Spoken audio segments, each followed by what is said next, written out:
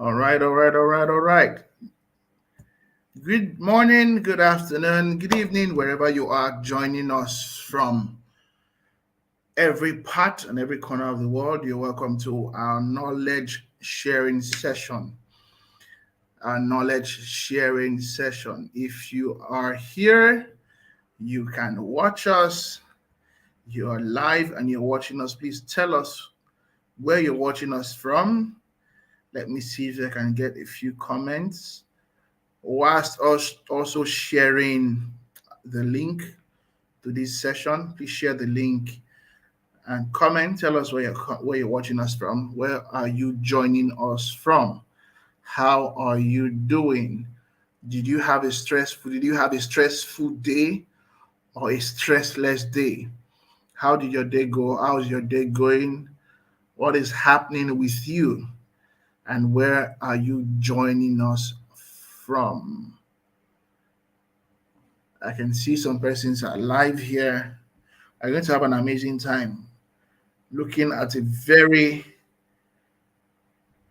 very sensitive topic, a timely topic, if you ask me, something that has been and it still is of utmost importance, an aspect of our lives that most of the time we don't get to monitor, we're not really conscious about. And so we are going to look at managing stress. We're going to look at managing stress. How do you manage stress?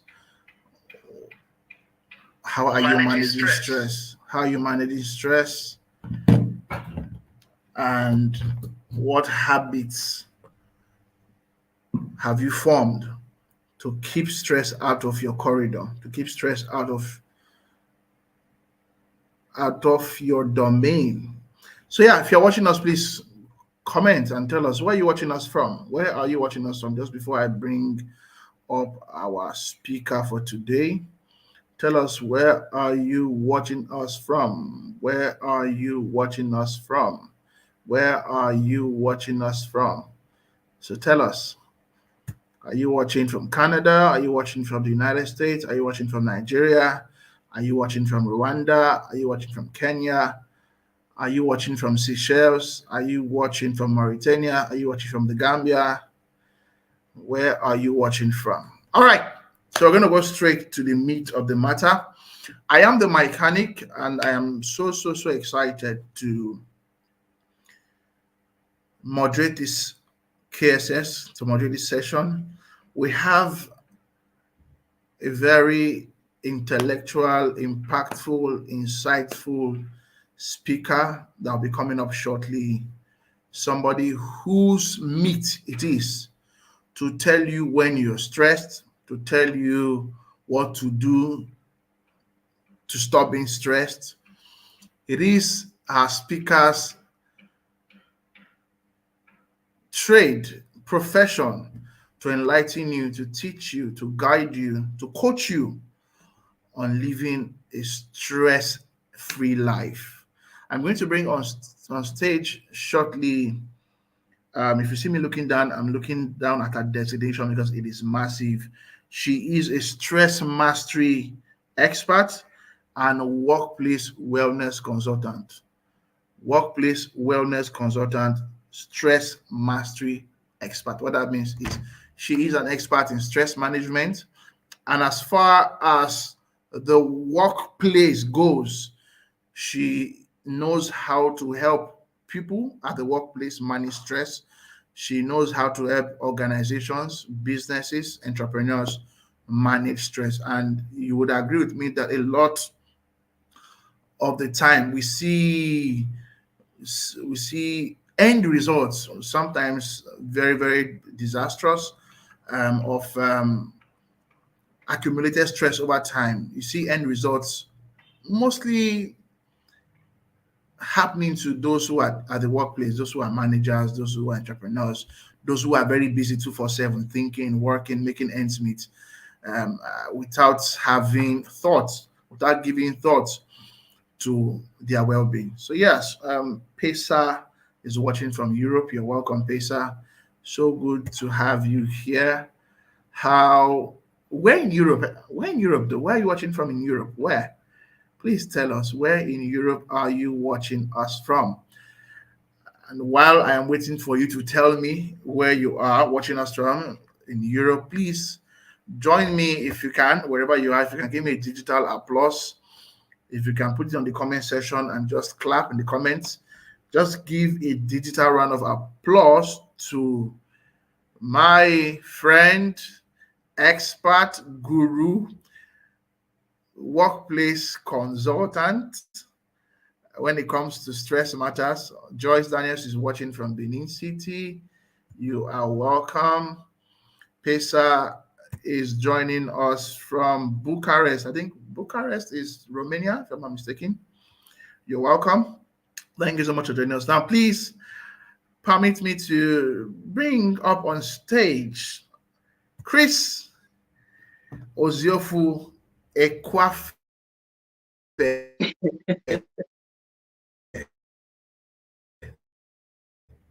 I think. Ero, your voice. Thank you so much for joining us. Thank you I for see having me. the things. I see the things that you do. I see the things that you do. Of course, I'm an avid follower of your work, the trainings that you do. There was one where, how did you even put it? You were now asking the crowd, "Oh, you know I was coming" or something like that. And they were just laughing, And then it turned to, I think it turned to plug something like a device, and the laughter that just spread around the room kind of eased the tension, that may have built up to that point, which is something that a lot of people need to begin to infuse, and not just in their workplace, but in their personal lives. Humor, because laughter helps you release a lot of stress. Anyways, what do I know? You are the expert here. You are. You're welcome. Thank you so much for joining us, Kris. Thank you so Now, much for having me. I must confess, when I saw the topic, befriending stress, I said, are we supposed to befriend stress? I would think that the only thing to do is to run away from stress. Once Yeah, you see stress, you run. Stress is coming one way, you flee 7 ways, like the Bible says. I was yeah, thinking, so and somebody actually, because I shared the flyer somewhere, and somebody commented and said, befriend stress. No, how would you run towards stress when we should be running away from stress? You know, so I said, oh, the topic is intriguing. That is why you should join us. And I think that person is here with us today. So now, looking at the topic, what does it mean to befriend stress? Befriend. Let's look at the topic, because the topic is intriguing, it's mind blowing. What does it mean when you say befriend stress? And then using your befriending stress as a tool for wellness. How how does does that that progress? work? How does that Yes. work? What Yeah. are the mathematics of it? Please tell us know.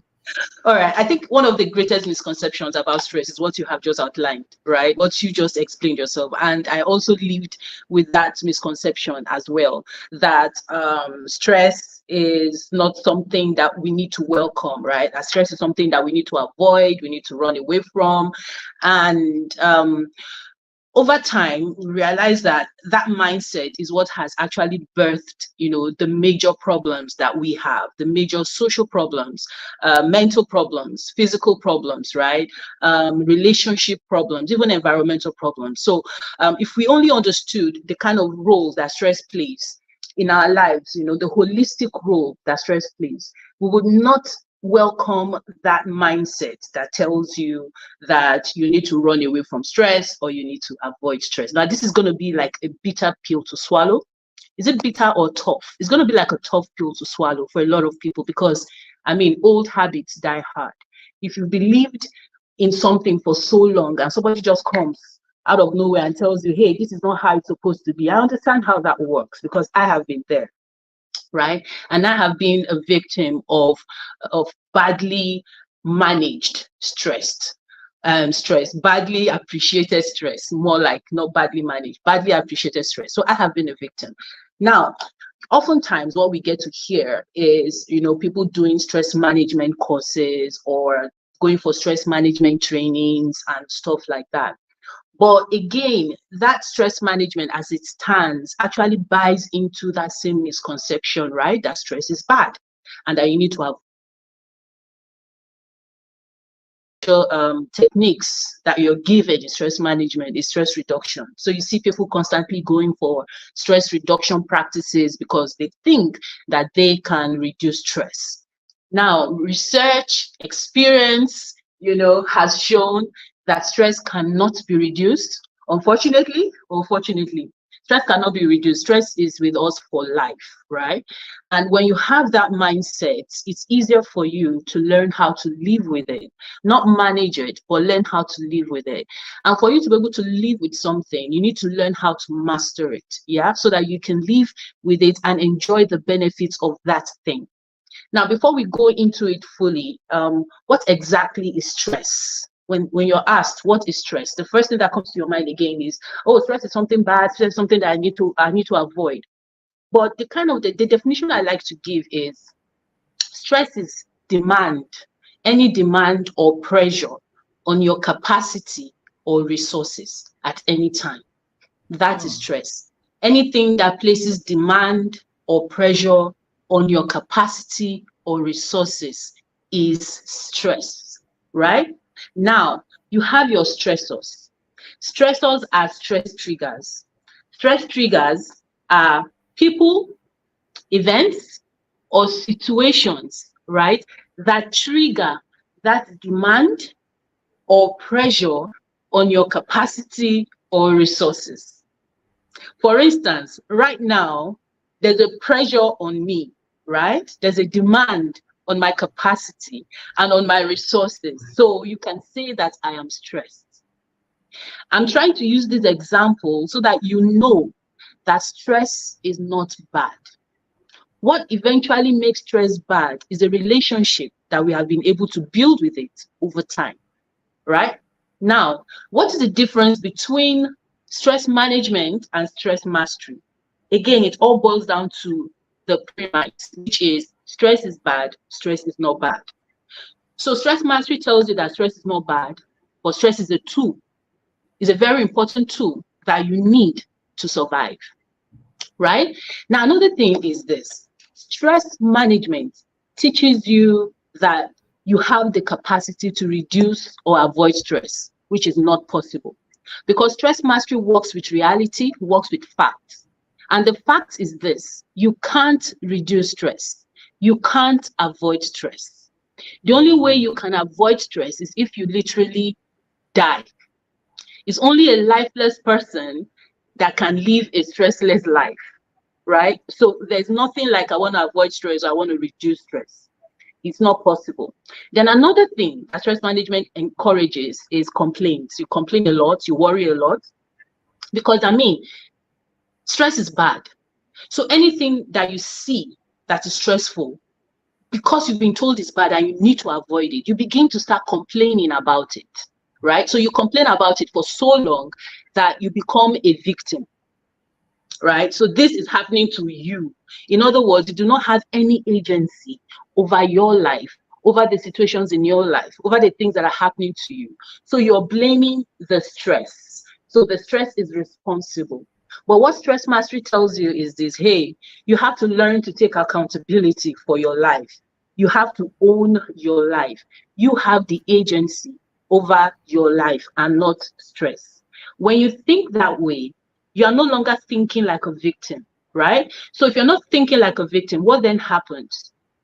Instead of seeing complaints, what you're seeing are things that you should appreciate or you should be grateful for. All right. So it's all about a mindset shift, and it's very, very important. It might sound like a cliche, but it's actually the pivot, upon which, the whole thing is centered around. Now, you also have reactionary, like stress management encourages you to be reactionary, to be very impulsive, because, hey, you're a victim. So anything that happens to the person that comes to your mind, you react. You do not have time to lay back and be logical in your response to whatever situation that you're in. So what stress mastery teaches you on the other side is that you have to learn to be logical. Now, another thing is that with stress management, you really do not have any problem solving skills, right? Because If you think you're a victim, if you think things are happening to you, if you think that stress is bad, right? And if you're so reactionary because you need to get rid of this thing, at that point, you are not thinking about solving a problem. You're thinking about running away from the problem. So you find that it's more difficult for you to come up with ideas. It's more difficult for you to be proactive. And because it's difficult for you to be proactive, you tend to be very selfish, even in the way you react with others, because everybody is against you, right? Everything is working against you. So it's all about you. You don't take responsibility for your actions. So, I mean, you blame other people rather than take accountability. And stress mastery says, no, that's not how it works.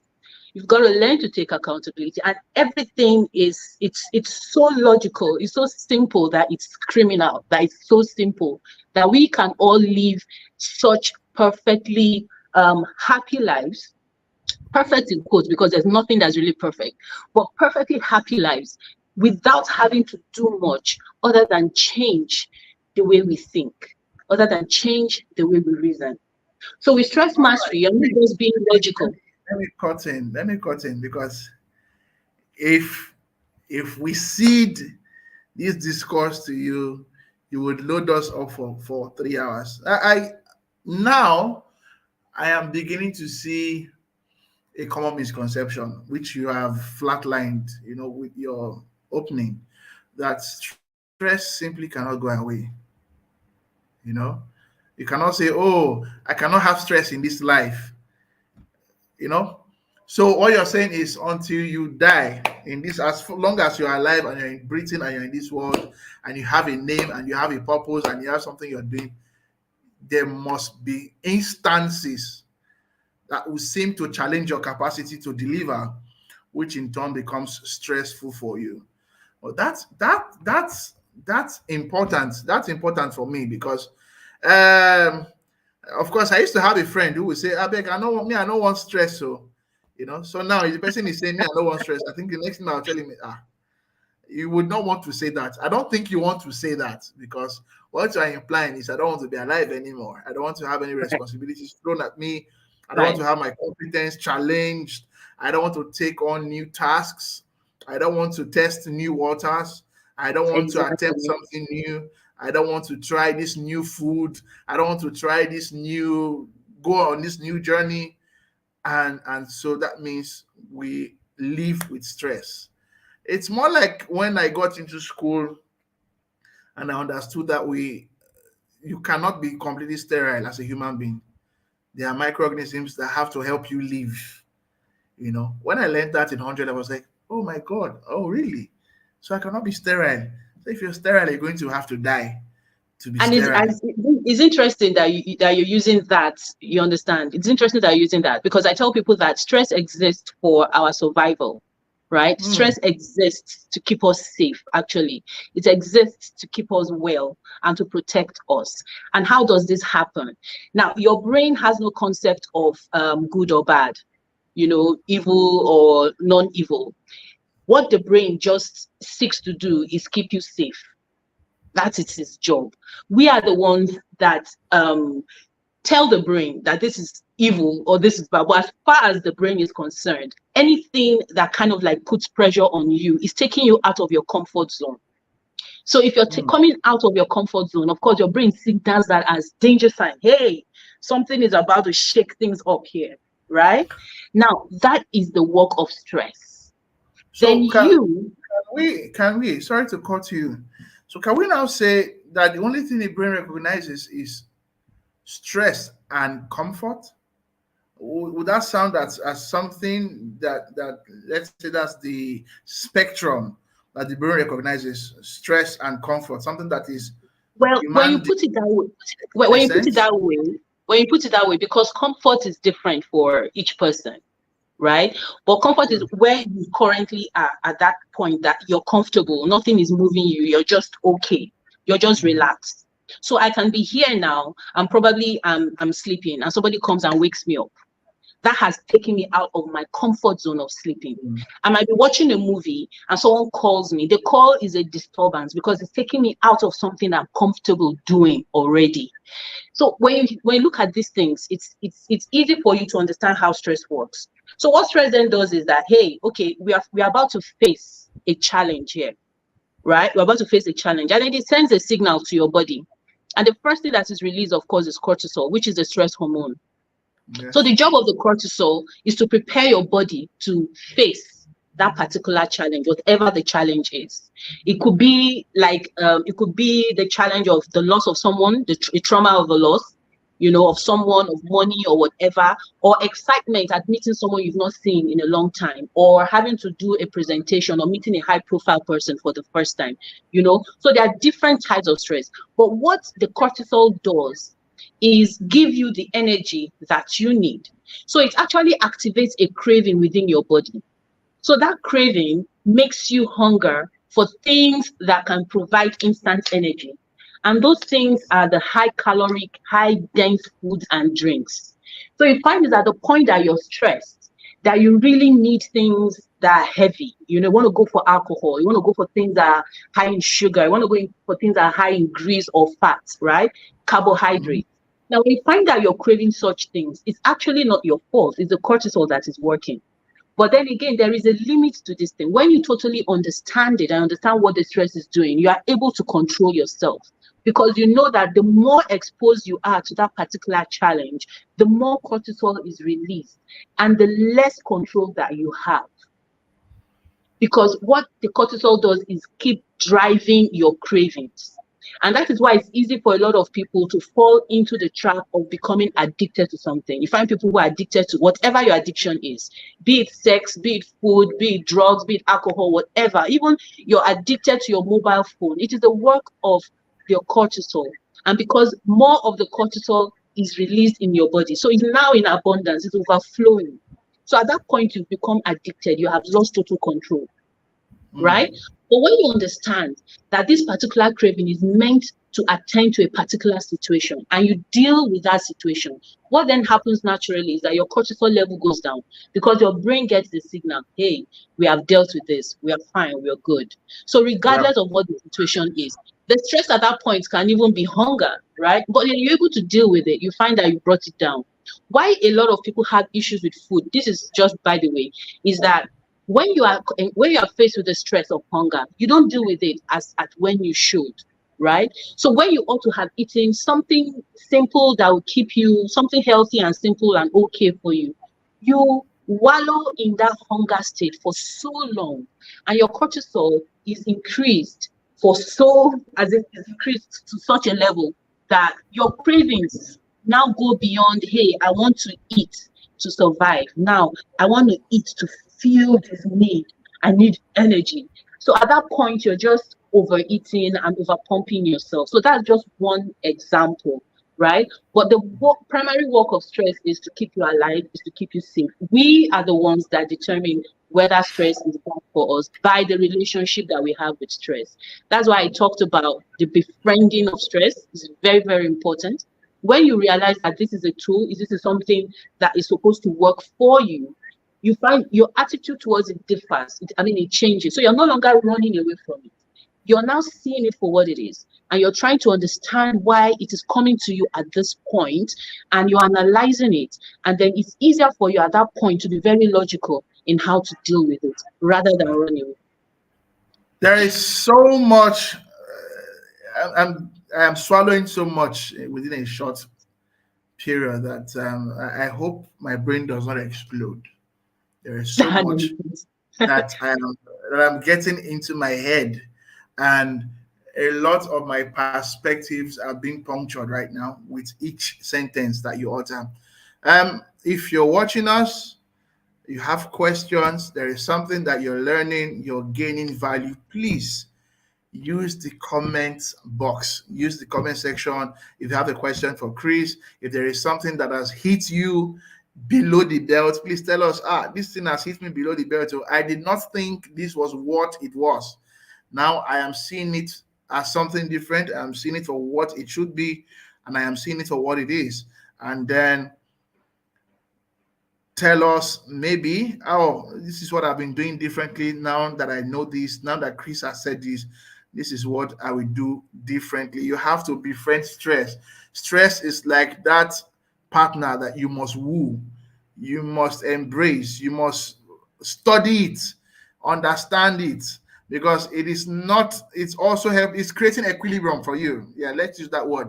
It's creating a sort of balance for you to know when you're swaying to the left, swaying to the right, to know when comfort is extreme, to know when responsibility is also extreme, so that you don't overwork yourself or you don't go beyond your capacity, and also that you don't become complacent in comfort, because you feel I'm going, this is business as usual, and then there Yeah. is no drive.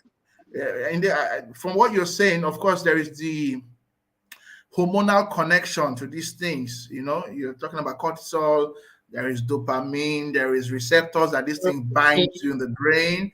There are sensors and all that stuff. It's amazing. Now, I would like for you to share an experience, from the things you've said. Of course, I'm certain that there is a time, or there was a time, of course, that you had stress, real stress. How were you able to overcome? How were you able to get past it?